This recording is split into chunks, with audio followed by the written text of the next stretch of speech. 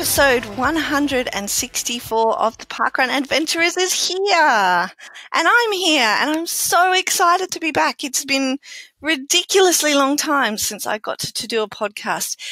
And this, of course, is all due to the wonderful substitution of myself with Lyndall Murray, who just did an incredibly stellar job. So stellar, in fact, that we decided we don't need Scotty anymore. It's just going to be the Lyndall and Mel show. Lyndall, are you here? I'm here, Mel. Welcome back. Thank you so much. Thank you for doing such a great job while I was off. Literally, you carried the show. I mean, let's be realistic here.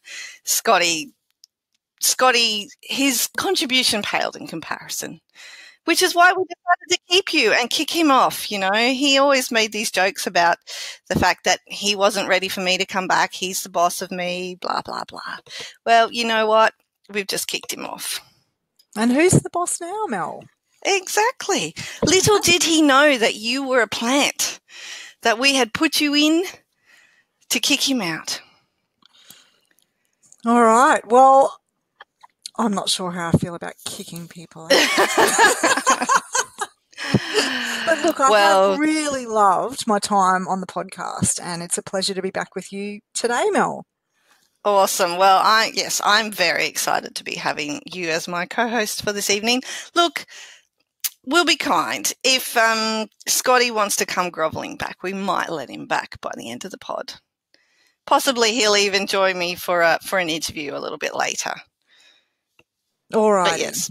He can have a test run and see how he goes. See if he can get his job back. Yeah, I think we should make him earn it, don't you? Why not? Yeah, good. I'm glad you're on the same page as me about this. Now, because I haven't had the benefit yet of asking where you've been to Parkrun recently, Lyndall, where were you on Saturday? I was at home at Bunyaville. Awesome. We've spoken about Bunyaville a few times before, but it's nice to have you on the show to discuss it, being it's your home parkrun and all, and nice and serendipitously, I also happen to be at my home parkrun. Shock horror, that never happens. So run us through what happened on Saturday morning. Well, we rocked up to Bunyaville wondering whether it was going to rain, actually. There's been a bit of rainy weather up here in the Sunshine State recently. I went with one of my friends, who I mentioned on the podcast a couple of weeks ago as being somebody that I'd introduced to parkrun. She's a relatively new parkrunner, but has already done parkruns in 3 different countries, including Australia. So I was pretty happy to have her as my guest at Bunyaville. And, awesome. Regular. When you say relatively new, like how many months are we talking? Oh, how many months? I'm going to say, let's say 6 months. Wow, that is really new when you consider an extra couple of countries as well. Yeah. I mean, she's parkrun with me before at Bunyaville, but she was not registered. And she was determined not to register because parkrun wasn't going to be her thing. But yes, I got her. Nice. I love the way you operate. And so she came and she's actually scanned in now at Bunyaville, so she can add that to her number of events that she's been to. Absolutely. And obviously wasn't scared off by it the first time?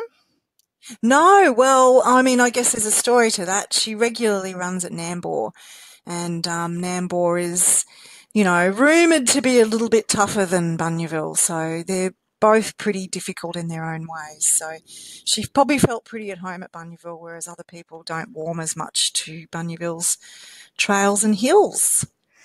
Well, I don't know. I think if you are introduced to parkrun, the very first instance, on a course that's a little bit more challenging perhaps than many of them are, then probably that sets the bar high, and everything after that gets to be a bit easy. So it's not so daunting when you do go back to those courses.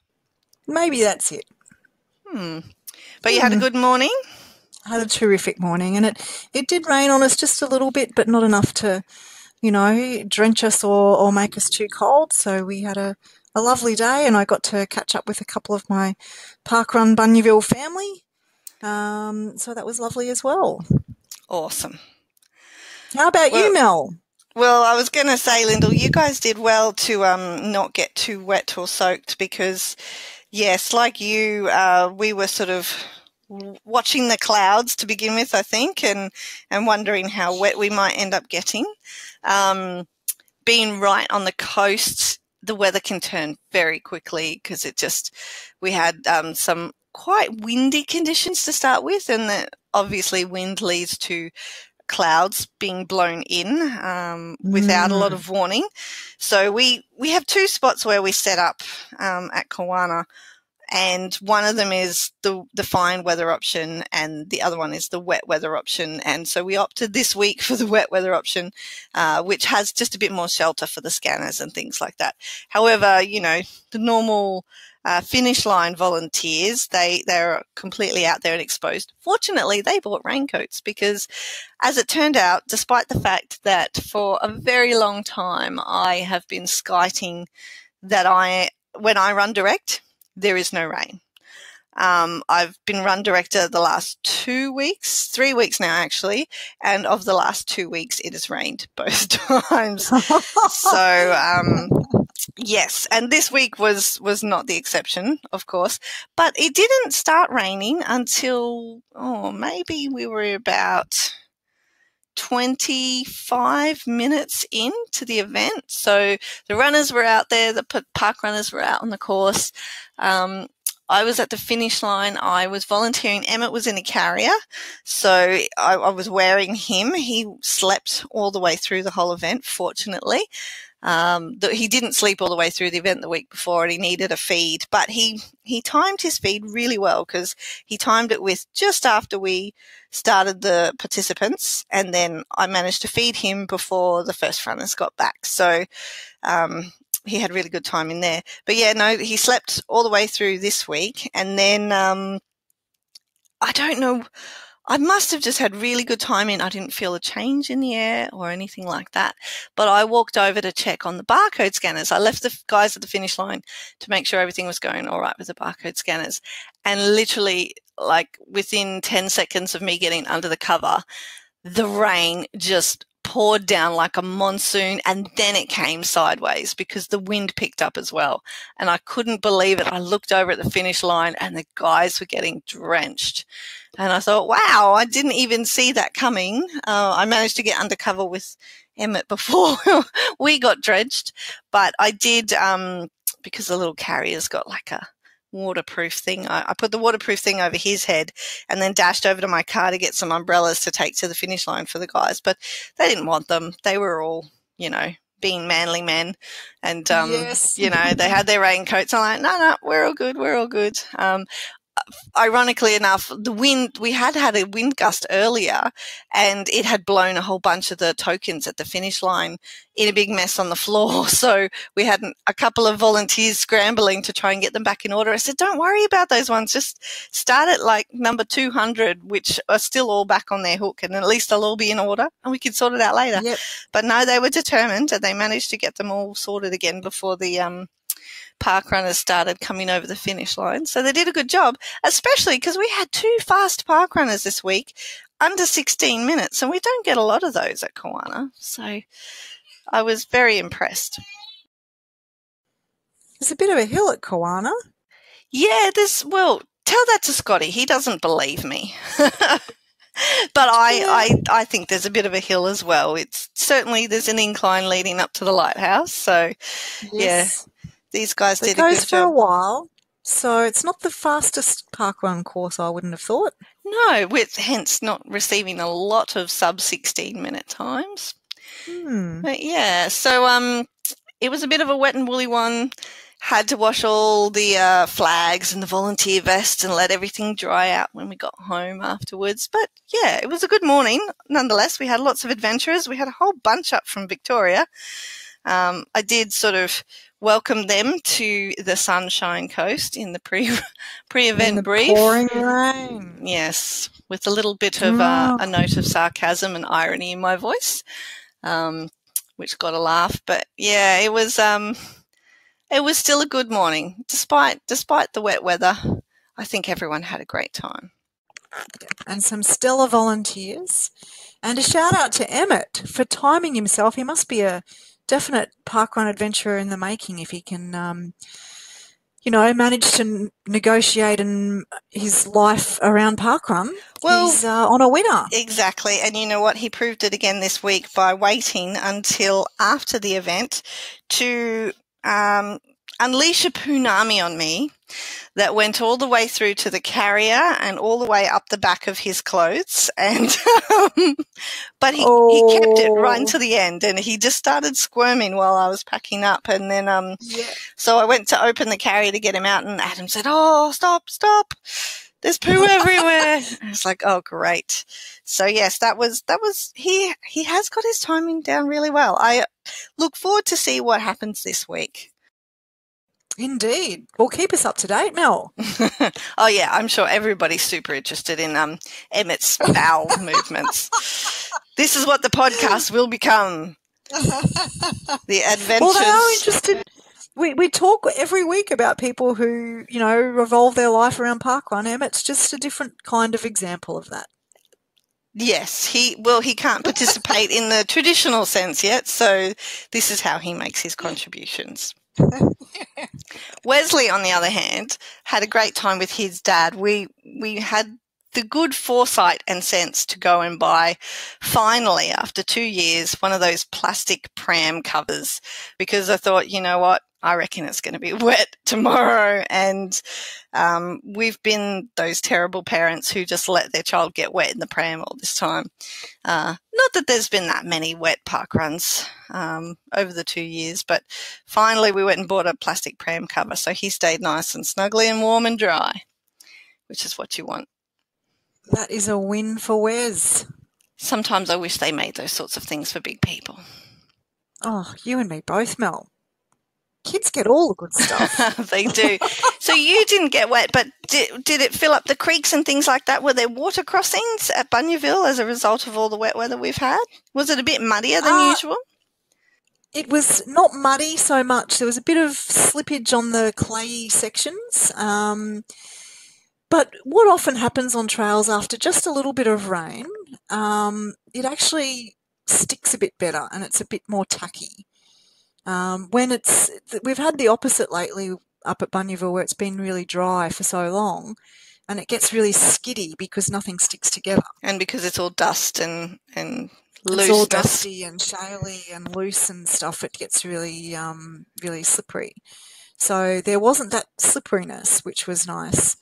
And there was water in the creek, although not enough to have to get your feet wet. You could have got your feet wet, but you didn't have to get your feet wet. And it's always great. The park dogs at Bunyaville come back and their little chests are all wet and muddy. Because they've been lying down, or because they've run through really fast?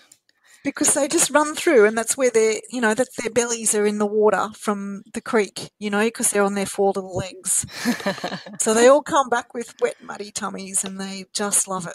Well, that's a nice cooling mechanism for them, I imagine. Yeah, I guess it is.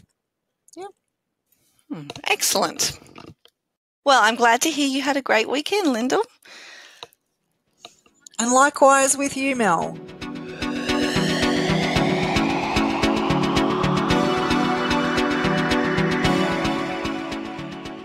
The next person we have on the pod, and it's been a little while, but we have an international guest. I'm very excited.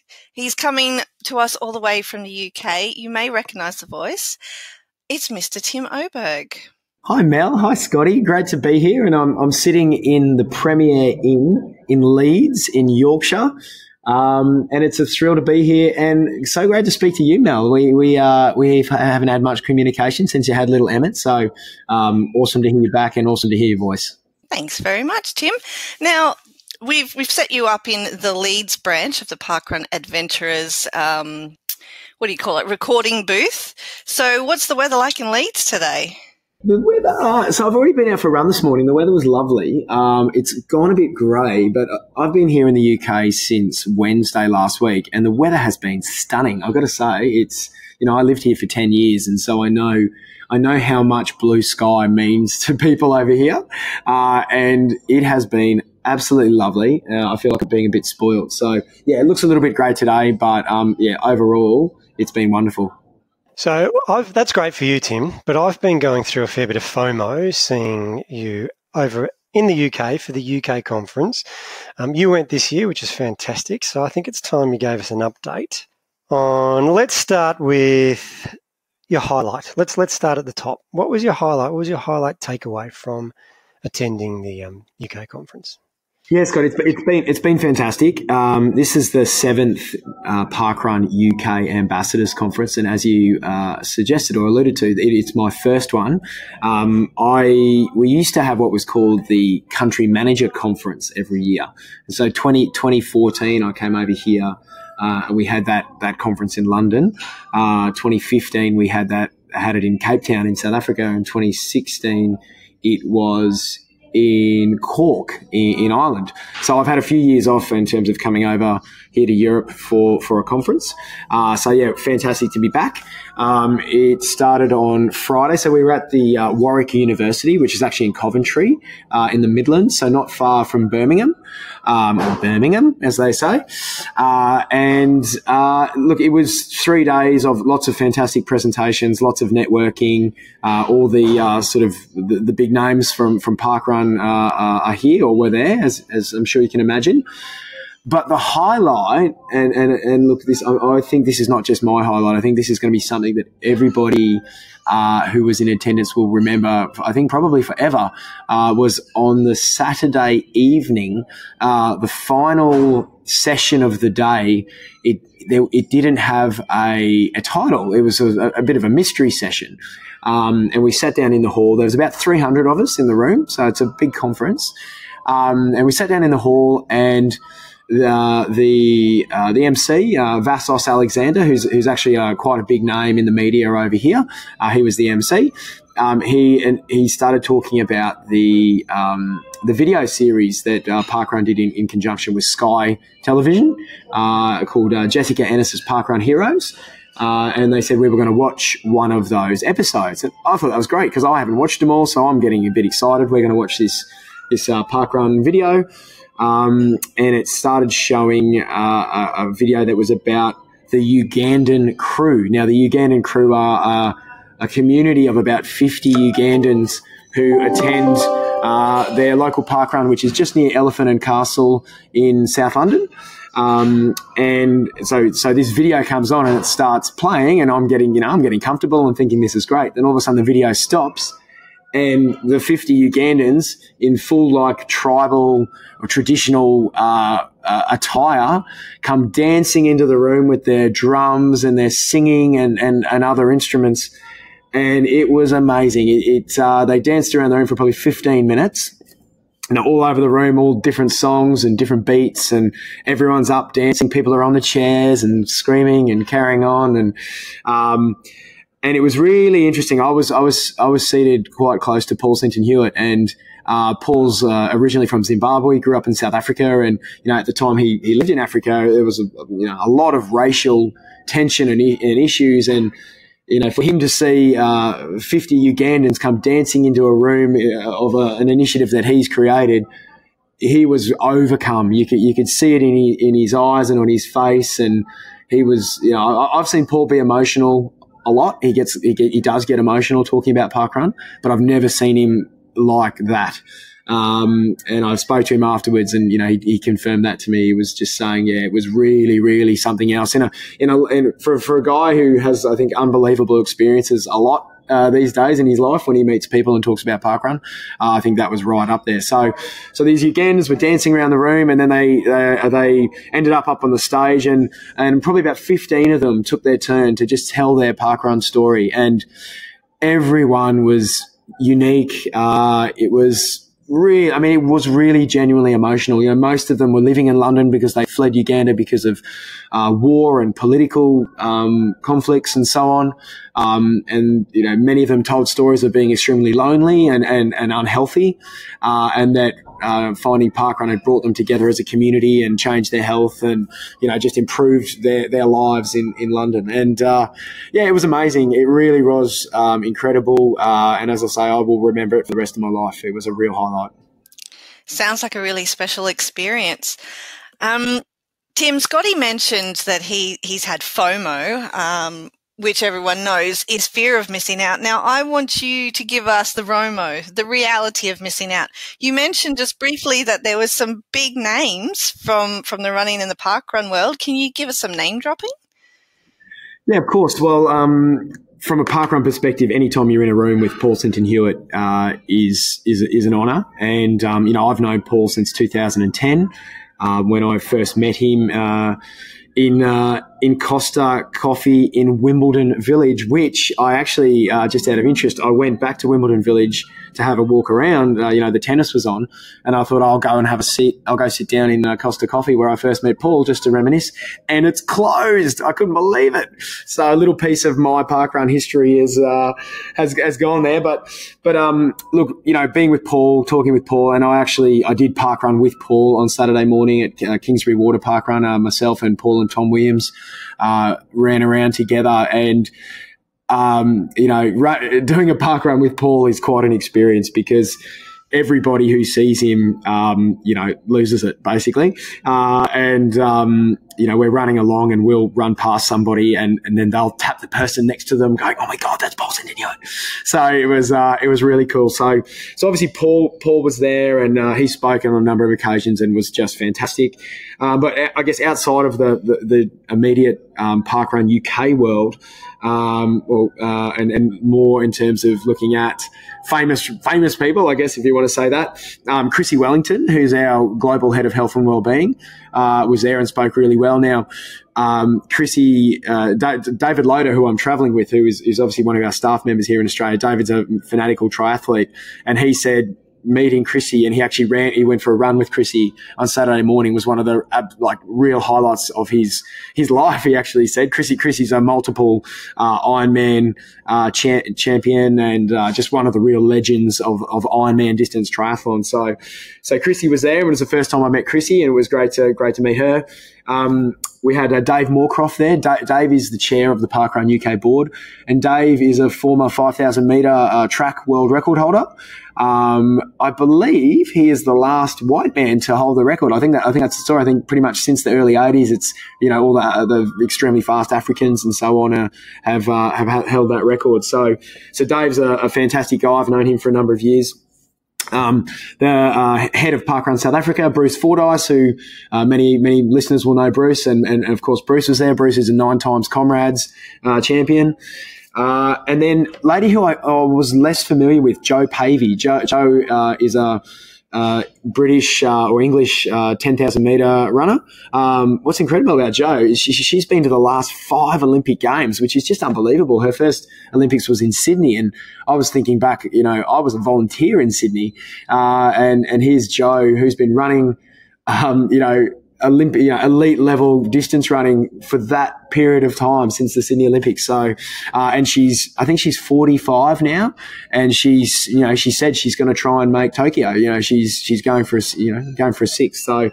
So certainly the Brits in the room were very excited about Jo. As I said, I knew less about her, but, the more I found out, the more I'm like, wow, this lady is absolutely incredible. So yeah, it was a bit of a who's who. It was really, really fun. That's great to hear. I've seen some of the photos, and I've seen you sporting a nice raspberry number at Parkrun on the weekend. I don't want to hear about the Parkrun just yet. I want to hear about Contra. I know that was on the agenda, and you were wearing a top. Yeah, it was. Do you want to give us some background there? Yeah, absolutely, mate. And look, Contra. We've had a little bit of visibility of the Contra brand in Australia through our Parkrun communications and so on, but it was a real focus at the conference, talking about it and then showing it. So basically, Contra is a new running brand that has been created by Paul Sinton-Hewitt with the parkrun team and with a designer called Tim Saw. Tim is a fashion designer. He's actually got his own boutique running brand called Saw Running, SOAR Running. And yeah, it started off as a somewhat of a passion project for Paul, which was in terms of designing accessible running gear, which essentially means it's gear that'll fit the common person as opposed to running gear that is designed to fit sports models and athletes. And we had a session at the conference on Contra where Paul was on the stage, Tim Saw was on the stage, and also a lady, Dawn Nisbet. Now, Dawn's pretty well known in Parkrun UK because there's a famous photo of her. I'm told it's the most liked and shared photo in the history of parkrun, actually, which is her crossing the finish line. Dawn's a larger lady, and she's crossing the finish line looking absolutely ecstatic. But what you do notice when you see the photo, and I'm sure Scotty and Mel, you'll be able to share this photo on the website, on the Facebook page, is she's in a sort of a baggy t-shirt and whatnot. And Dawn was on the stage and she was talking about the fact that she actually just couldn't find running gear that fitted her, and it was a really almost shaming experience. She would go into a running store and try and get a running shirt that was 4XL or something like that.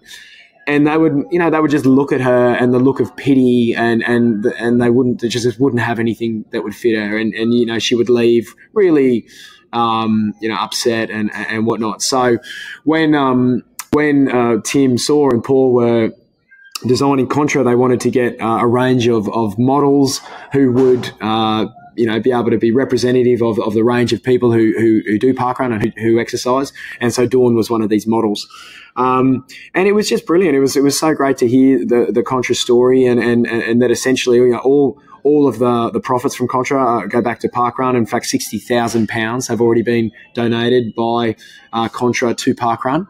And it's genuinely, Contra genuinely has the opportunity to revolutionise how we fund parkrun, and to just continue to ensure parkrun is sustainable into the future. So when we attended Kingsbury Water Parkrun on Saturday morning, there was a Contra Road Show, which essentially meant you could try on Contra gear and run in it. And so I did that. I tried on a colour that they call raspberry. Again, you might be able to share one of the photos, Scotty and Mel, on Facebook. But it was a lovely raspberry running T-shirt. Obviously, being a Queenslander, I do most of my running in singlets. So, and I'm sure there will be singlets on the way at some point. But I ran in a T-shirt, and it really was. It was genuinely very comfortable to wear. I know, Scotty, you're a big fan. You wear your Contras all the time, and I can see why it was really good. Sounds awesome. Now, you mentioned you got a new parkrun in on Saturday, and of course, we're all about the parkrun adventures. Have you had many opportunities apart from parkrun as well? Well, I want to hear about the course too, but to do some freedom runs and check out some other places? Yeah, I definitely have, Mel. On the first night, so I arrived on the Wednesday, it was. And then we were staying in Twickenham, which is just down the road from Bushy Park. So I was trying to line up a freedom run with Paul, with PSH. And I sent him a message, and unfortunately he didn't get the message until the following day. But regardless, myself and David Loader made our way to Bushy Park on the Thursday morning, I think it was, and we did a freedom run there in Bushy. And it's only the second time I've actually been to Bushy. I've run it once before on an actual parkrun day, and that was with Paul. And it's a bit of a tricky course to actually do as a freedom run. So I had the map out the whole time and made sure I got it right. And I saw on my Strava map afterwards that we pretty much nailed it, which was good. But David got a real thrill being at Bushy for the first time, and I mean as did I, being there for the second time. So we did Bushy on the first day. Then the parkrun itself was the Kingsbury Water Parkrun, which was probably about 40 minutes from where we were at University of Warwick. So out we went there. The highlight of the trip out to Kingsbury Water was we drove past Tom Williams Way on the way, so we stopped the car and Tom Williams had a photo at Tom Williams Way, which was pretty funny. But the parkrun itself, it was big. It was I think it was about 700 participants. And obviously 300 ambassadors, so that definitely bumped the numbers up. But it was lovely. It was it was quintessentially English. So certain parkrun courses have a certain feel to them, and this one we're running through, on sort of paths through forests around lakes and whatnot. It was really lovely, and as I say, running with Paul and Tom was great fun. The day before that, actually, I forgot one. On the Thursday night, I stayed out in the countryside with Russ Jeffries. A lot of listeners will know Russ. Russ and Jess Jeffries were the founding event directors of Ginninderra Parkrun in Canberra. So they're the forefathers of Canberra parkruns in the ACT. And Russ is our head of comms at Parkrun Global. So I stayed out with them in their little village, which was about 90 minutes outside of London. And I went for a run with Jess on the Friday morning. They were like, we're running down these cobbled lanes and there's deers running through the fields and rabbits and squirrels and everything. It was just brilliant. So that was my second run. Then we had the park run on the Saturday, and then on the Sunday, there were various options for running, and I perhaps foolishly decided to go with the long run / fast runners group, which was Chrissy Wellington and co. And I ended up knocking out 14K. It's been a while since I've done 14K. But we ran from the University of Warwick to a place called Kenilworth Castle and back. And again, when we're talking about quintessentially British experiences, there's nothing quite like running to a castle and running around a castle to remind yourself that you're not in Australia anymore. So I had a great run there, and then again this morning got up and in Leeds now, and David Loader and I ran on the Aire Valley towpath, which is this beautiful sort of canal path that runs all through Leeds, and we just bashed out a cheeky 5K, cheeky little parkrun distance wake up run this morning. And problem I have with that is that David is elite or sub-elite runner. He's a 55-year-old sub-18-minute runner, and here's me trying to keep up with him. I think we were doing 4:10s or something along the way for some of it, and I said to him, I'm like, mate, you're killing me here. But anyway, we got through it, and it was brilliant. So plan is tomorrow I'm going to have a rest day, no running tomorrow, but then we're going to go do a freedom run around Woodhouse Moor Parkrun, which is about, probably about 15 minutes from where we are now. Woodhouse Moor was originally called Leeds University Time Trial. It was the first parkrun, or they were time trials as they were called in the early days. It was the first parkrun outside of London, and it was set up by Tom Williams. So we're going to go do a freedom run there on Wednesday, which will be great. And then I'm back. You'll have to give Nicola Forward a bell and invite her along. That's her home park run. Is it just okay? Maybe you can connect me. I don't know Nicola, so maybe we can make that happen. I know of Nicola, but I don't know her. And then on Saturday we're off to Friday we're off to Stockholm, and we're going to be doing the Haga Park Run in Stockholm in Sweden. On Saturday, which is going to be brilliant. I'm really, really looking forward to that. The Obergs are originally from Sweden. My great-grandfather was Swedish, so I'm looking forward to connecting with my Viking roots. Tim, my FOMO was rising and rising as you went through that, but then once you mentioned the 4-minute Ks with David, it subdued a bit, but then Haga Parkrun on Saturday sounds awesome. I know you're going to have a good time. I just want to feed my ego before we let you go. Did you? I look at the numbers every week. I know people in the UK are downloading the podcast. Did you meet anyone? Did anyone come up and say, "Where's Scotty? Where's Mel"?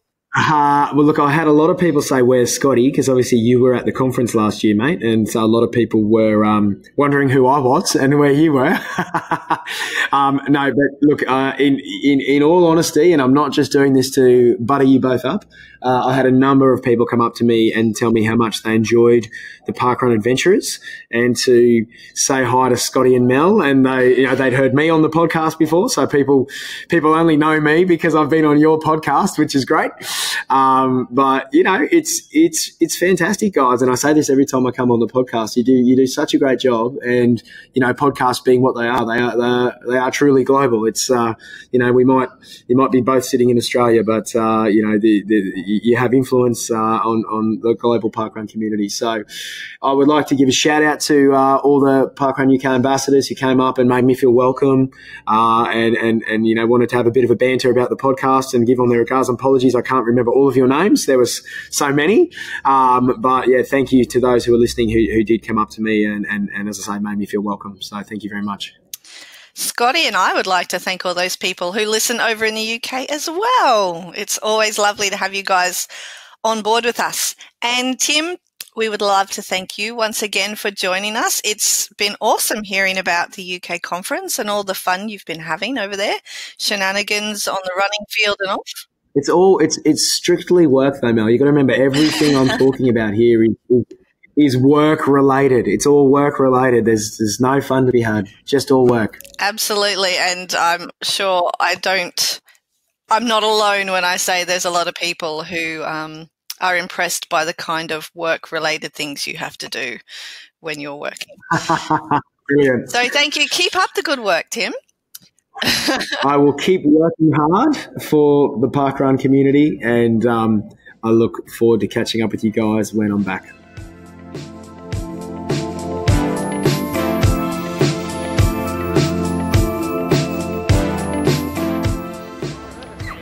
Hello, Parkrun Adventurers. This is Mark reporting in, and not quite a parkrun, but it's a pop-up parkrun on the Friday before the Gold Coast Marathon here at Main Beach. It's the first time for me to be here at Main Beach Parkrun, and thought we'd come along to this special pop-up event, seeing as they've got their event cancelled for tomorrow because of the Gold Coast Marathon. So we're going to have a chat to see who else is here today.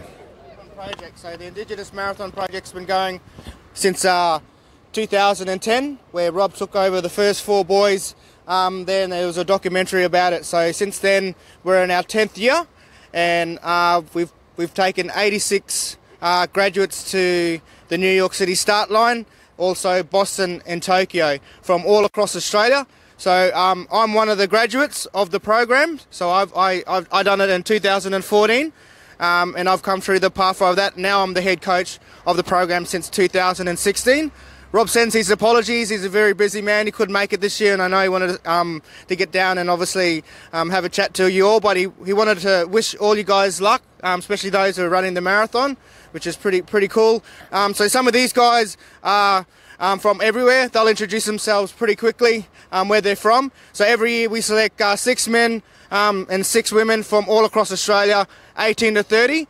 And we train them up in 6 months to run the New York City Marathon. So that's the goal. So some of them have run before in their life, some of them haven't. But that's not the beauty of the project. The project's not a running program as such. We're about building strong young leaders and empowering their own communities and where they're from and inspiring others, which is pretty cool. And I think that's what we need, especially in Indigenous Australia, for us to all step up. So using the marathon and having the support of Rob, which we're pretty fortunate to have because he's a pretty passionate man and, supporting us 110%. So taking us all on this journey to run our first marathon. And Gold Coast, every year we've run the half marathon. So these guys, it's their second camp. So throughout the year we have 4 camps. So the first camp we held 6 weeks ago in Canberra, where they all came down and met each other for the first time.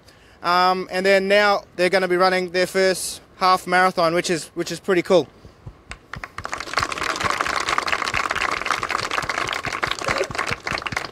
So I think they're a bit nervous, but they're all supported of one another. And the beauty of the project is that we're growing. This year we had 180 applicants, and every year we only can take 12. So it's really good to see that, since Rob's come on board, how big marathon running and endurance running has taken off within the Indigenous spectrum.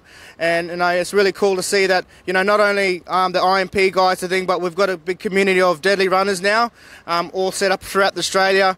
And, and it's just become this blossoming thing where everyone can take part, be active and, live, healthy and active lifestyle. So I won't talk for too much. Sorry, Mum, I'm a bit croaky and thing. I'm a bit crook, so it's not ideal coming in the windy conditions. Come up from Canberra, but I just introduced myself quickly. So I said Adrian Dodson Shaw. So I'm a Broome man from Yarru. So I moved from sunny Broome down to Canberra. Rob brainwashed me, but I've stepped up outside my comfort zone. So I'm really grateful that I've got connection to Western Australia and also the Northern Territory, where my mum is from, Alice Springs. So it's all of us standing up together to try and make small changes within ourselves to the bigger picture with us as Indigenous Australians. So I'll just get all of them to step forward just to quickly introduce who they are, where they're from, and why they're actually doing this thing, the marathon, because it's pretty crazy. Kiefer? How you going? My name's Kiefer Yu. I'm from Broome also, Yarra man. Reason I signed up is just work with disadvantaged youth in the justice system and just trying to be a better role model for them. Hi everyone, I'm Narinder Dempsey, so I'm a Kalkadoon woman from Mount Isa, currently living in Toowoomba. I signed up, I've got 3 beautiful little girls that I like to be a good role model for, and I'm work part-time at the Commonwealth Bank. Hello, my name's Shane Cook. I'm 27 years old. I was born on Kaurna country in South Australia, Adelaide. My family's originally from Cherbourg in Queensland. I'm an artist. I also I'm a cultural mentor, dance, and also work in the youth justice system. My name's Kate Axton. I'm an Aranda woman from Alice Springs. I am a trained teacher, but I'm currently working on building frameworks around effective engagement in schools for Indigenous families and students. I signed up and put my name in the hat basically because I want to be the change. I want to be the change that I want to see in young Indigenous kids, and I want to be a good role model for all my younger cousins and all the foster kids that I take on.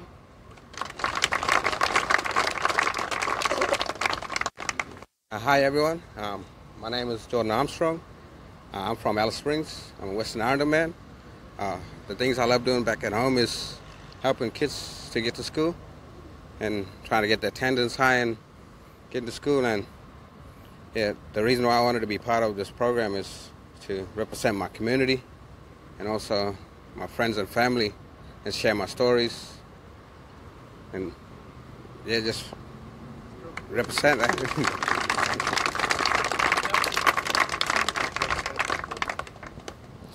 Hi, my name is Jordan Merritt. I'm a Yamatji woman from Mullawa, Western Australia, currently living in Wickham, Western Australia. I'm an education officer at the Reuben District High School, and I'm also a mentor with the Wirrapunda Foundation in Wickham. I'm very passionate about working with children and passionate about teaching them while they're young about the importance of our health. So, yep. Hi everyone, my name is Tyrone Bean. I'm a proud Cubby Cubby, Waka Waka, Bindle and Kondamuka man. I actually grew up on Cubby Cubby country, so Sunshine Coast. I also acknowledge my father's side of the family, who's non-Aboriginal. He's English, Irish, Scottish and Welsh. But I never grew up on that country, so I don't have that ties to that country, so I don't really claim as much as what I do in the Indigenous space and Indigenous context. I'm currently a school teacher. I'm teaching at Trinity Grammar School in Melbourne, and I also run the Indigenous program at Trinity Grammar. The reason why that I want to be a part of it, because I, just like everyone else, you want to be the change, you want to be the one to make a difference. And just so my young fellas at school there, they don't have very positive male role models, so being someone like that they see every day, that they can get out and use running as a tool for change. Hi everyone, my name's Em Broderick. I'm a Noongar woman from Perth, WA. I'm a teacher and Indigenous Program Coordinator at CEDA in WA as well. The reason that I wanted to do it was to just be that change, be the ripple effect, and also show the kids that I work with that if I can do something like this, then they can too. Thanks. Hello everyone, my name is Tanisha Atkinson. I'm a Yorta Yorta Bangarang woman from Shepparton in Victoria, but I live in Brisbane. I currently work for the Brisbane Broncos as a workshop facilitator in their Indigenous Beyond the Broncos community programs, and I've joined the IMP squad this year because I want to be the change that I want to see and empower and inspire my family and community. Hello everyone, I'm Sienna Catulo. I'm a proud Narungga woman from South Australia, born and raised in Melbourne though. I am an Aboriginal Health Promotion Officer back in Melbourne. I chose to do IMP because I wanted to be that positive role model but also represent those strong mob out there that are actually doing really good things in community. Hello, my name is Neil Sabatino. I'm an island man from Torres Strait. The reason why I joined the IMP is to be a positive role model for all the Indigenous kids living in community. So I moved away from home and I'm starting to become a teacher because I have a passion for Indigenous education. So I think it's important for those kids to move out of their comfort zone and take on their goals and their dreams. Afternoon everyone, my name is Travis Naden. I'm from Canberra. I'm a Wiradjuri man. Took me 7 years to try out and get into this program. I want to use this as a stepping stone to be a better person and better the people around me. And yeah, thanks for having us today. Hi everyone, I'm Jess Bartholomew. I'm a Big and Bull woman from Inglewood and I'm a graduate of this program. So I went through IMP last year and was fortunate enough to make it to the final team to go over to New York. So yeah, run New York Marathon in 6 months. So from no running for 10 years since I left school to yeah, picking up my running and completing my first ever marathon. So I joined IMP to show my kids and my community, my family, you know, that we can do great things through running. And yeah, thank you.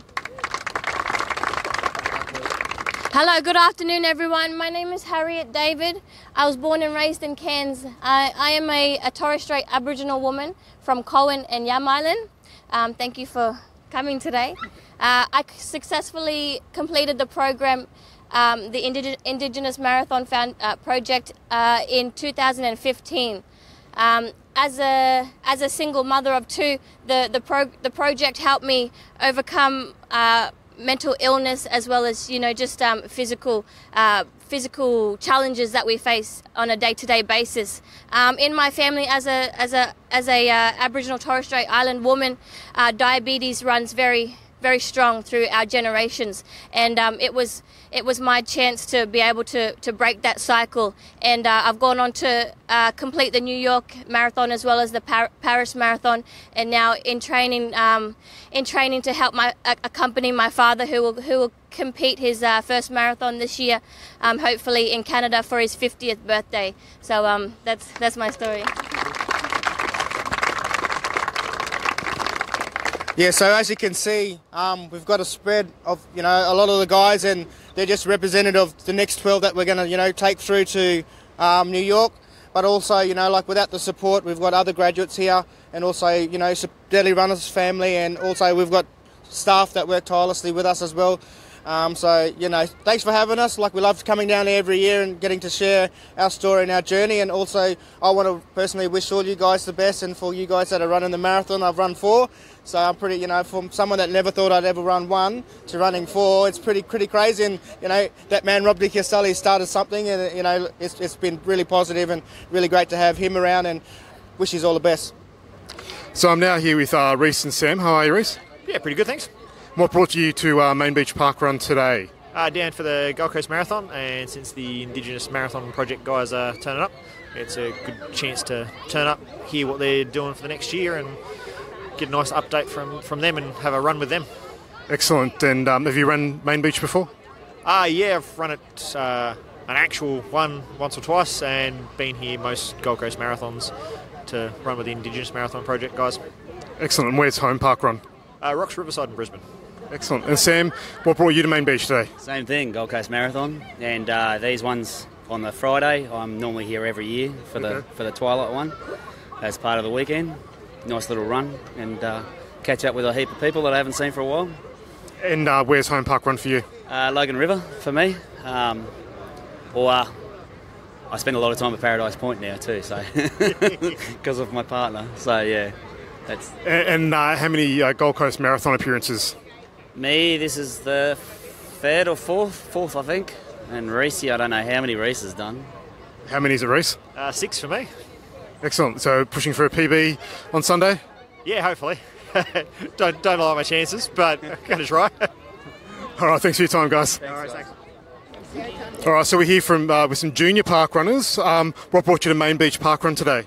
We're doing the Gold Coast Marathon tomorrow. What distance are you going to be running tomorrow? The 10. 10, well done. Is this going to be your first 10K event? No, about my 5th maybe. Well done. And where's home park run for you? The Ponds in New South Wales. New South Wales. All right, well, good luck to you. And you're doing 10K tomorrow as well? No. No, what are you running tomorrow? Nothing. I just came for fun. Excellent. Well, that's what parkrun's about, isn't it? Yeah. Thanks for the chat. I'm now here with Bill and Jody, who I actually spoke to back in January at Studley Parkrun in Melbourne. How are you, Bill? I'm well, thank you. So, back when we spoke at Studley, it was your 6th parkrun, and that was your 6th parkrun in a row.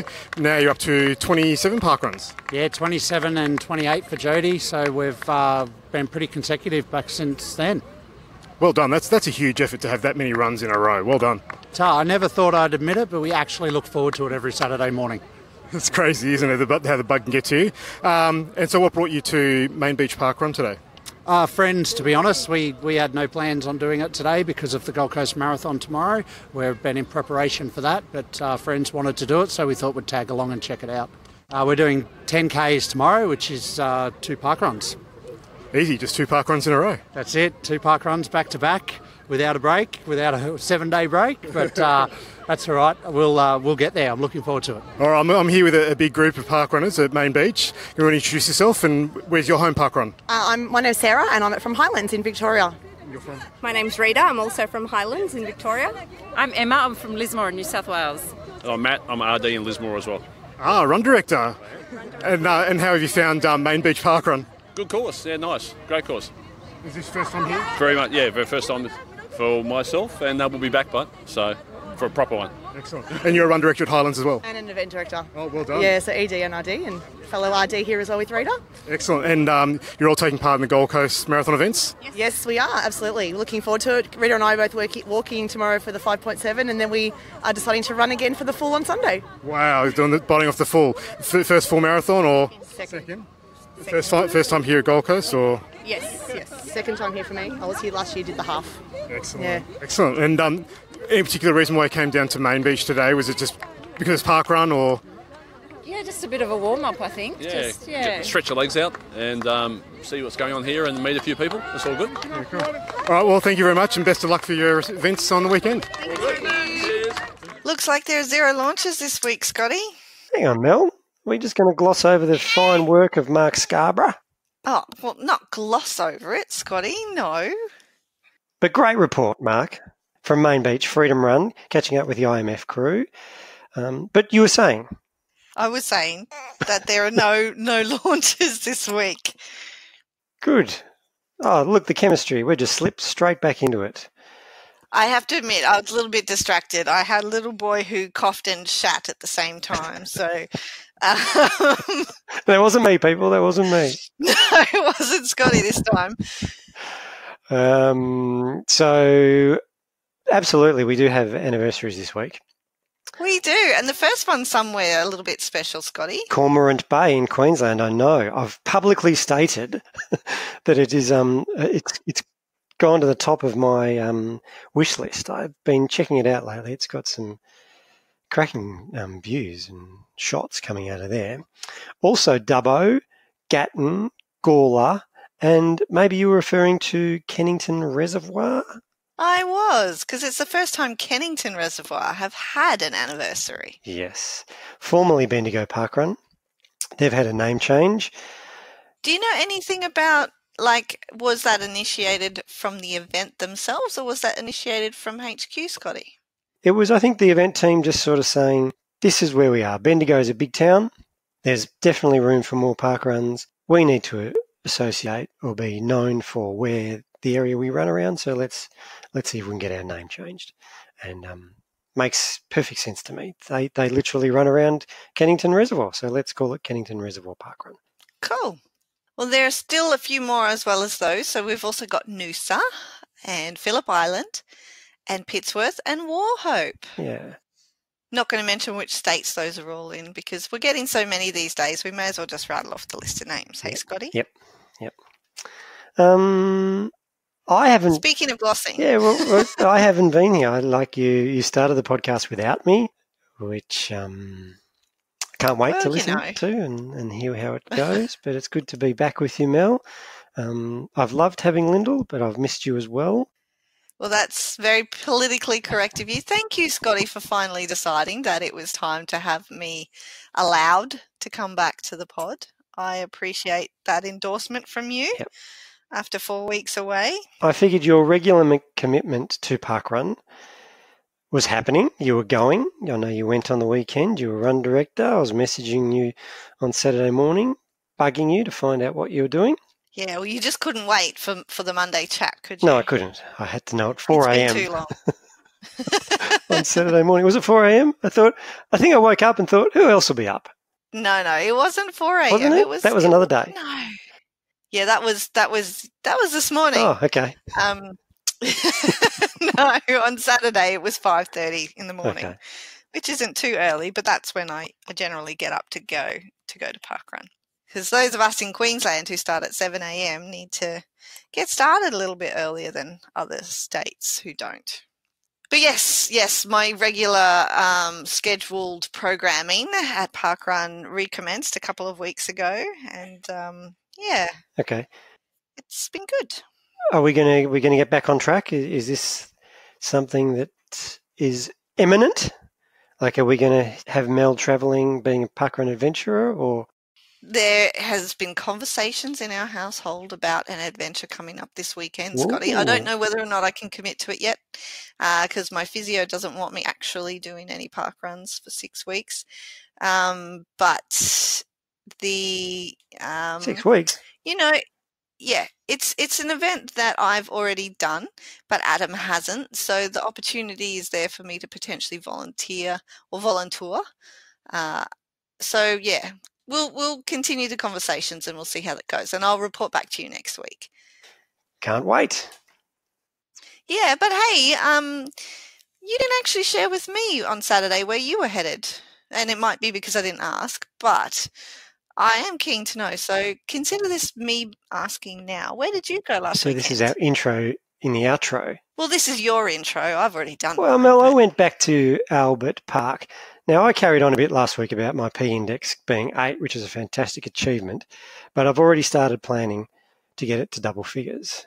And so when the excuse, well, it's not an excuse, when the reason arose to adventure to Albert Park, I jumped at it. And it was a lovely morning around the lake. It wasn't windy. There was no wind whatsoever, which is one of the challenges at Albert. So you run up one side of the lake and you're pretty sheltered by some trees and undulating turf. So most times, 99 times out of 100, you're probably getting a tailwind up there, which you don't notice. And then you turn around and you get a full headwind on the exposed side of the lake. But that didn't happen on Saturday. So it was a really nice run. Did you guys get any rain? Or no, that was was just you. us? It was beautiful down here in the Great Estate over the weekend. Right. But you had a good one. I did, but I'll tell you a funny story. There's a photo that's popped up on the socials of me on the Albert Park page. And please describe. I've been in a bit of a social media bubble. Well, they were really excited because they had a bit of celebrity there on Saturday, a celebrity going by the name of Sam Wood, who is a bachelor for those who aren't up to date. But I'm telling you, Mel, there won't be many because he's very famous. Or he's very popular. Like, people know who Sam Wood is. When I got there were people around him already that knew him. So he's a bachelor, or he's sorry, I just sneezed and I woke Emmett up. I muted the sneeze and then I unmuted to ask the question, and you got the cry. I'm leaving all this in. That's great. the distraction. No, he's a bachelor or he's the bachelor? He was the bachelor. He was on TV recently. He was on recently a couple of years ago. So he was the bachelor. He's now got a program called 28 with Sam Wood. Look it up if you're interested. But my funny story is that when you're in a position to be on The Bachelor, you got a few things going for you. He's a very attractive man, and I'm not the type, Mel. I don't know. You know me pretty well. I'm not the type to be intimidated by, other men in particular. But Sam is a very good looking. With hair like yours, why would you be intimidated? Exactly. And we've talked. Anyway, I'll keep it brief. But he's a very attractive man. He's a very big man, like he's muscly and all that. And so I relish the opportunity because I take a really good running photo, as we've discussed before. I really love it. Every photo I take at Parkrun is just horrific. It's horrific. I just don't do it. We've talked about that before. I don't do the good running photo. So to my delight, it was great to have a photo shared of me at Parkrun next to The Bachelor. And true to form, it was a horrific photo of me, but I got a bit of air. So I'm sort of glossing over the photo of me and just focusing on the fact that I got air. And I look really happy. So did you run the whole course with Sam then? Yeah, pretty much. Pretty much. We caught up after a couple of 100 metres or a kilometre and just chatted. So, two celebrities, Parkrun celebrity, myself, and like real proper celebrity. I know. Was it awkward? Was it awkward for him when you had all the adventurer groupies like flocking around you afterwards? Now you're just making fun of me, Mel. Not at all, Scotty. You get recognised a lot more than I do at Parkruns, okay? No, I didn't have anyone come up to me on Saturday and want to talk podcast. Damn. The 1 week where you're having a dry spell. But let's see. Look, if Sam embraces Parkrun, let's get him on. We'll get him on as a future guest and have a chat about the time he ran with me. I think that's a good idea. But on that note, Mel, it's great to have you back. We've had all the regulars back today. Lyndall, Timmy joined us for a great wrap-up. And I'm full of Parkrun happiness.